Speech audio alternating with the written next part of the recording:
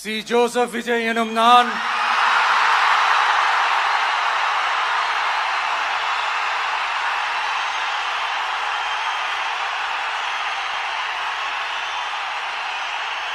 சட்டப்படி அமைக்கப்பெற்ற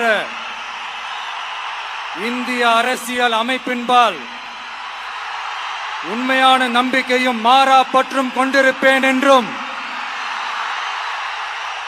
இந்திய நாட்டின் ஒப்பில்லாத முழு முதல் ஆட்சியையும் ஒருமையையும் நிலை நிறுத்துவேன் என்றும்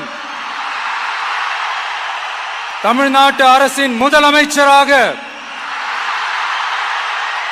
உண்மையாகவும் உளச்சான்றின்படியும் என் கடமைகளை நிறைவேற்றுவேன் என்றும்